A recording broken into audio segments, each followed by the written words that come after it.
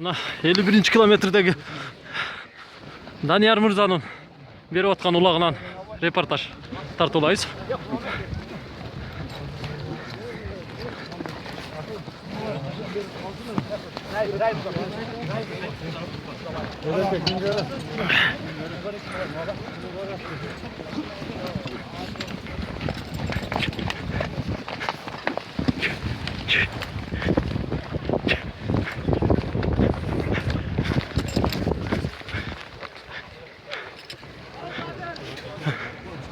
Yok vakit verin vakit.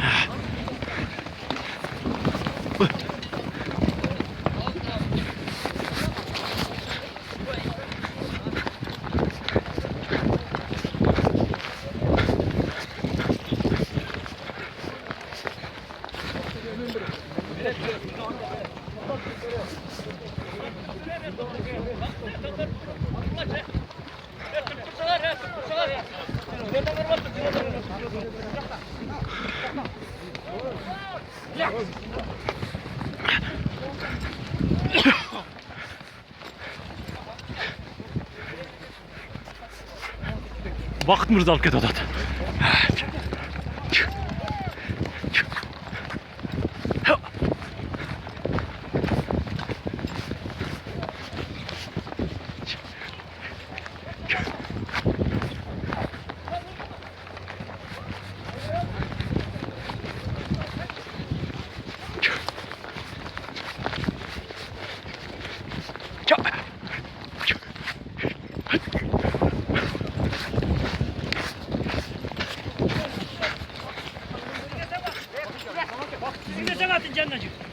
Bir bak.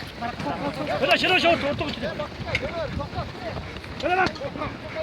Jangan total biar bola dia kalau dia total dia. Ya total dia kenapa?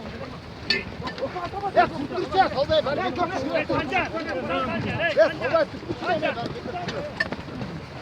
Bravo. Allah kara koyun bir şey.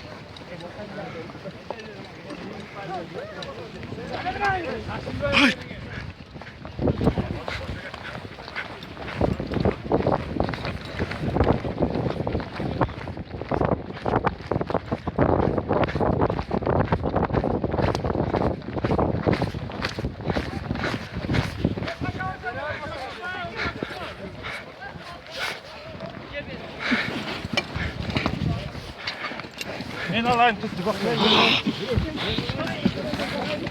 Böyle.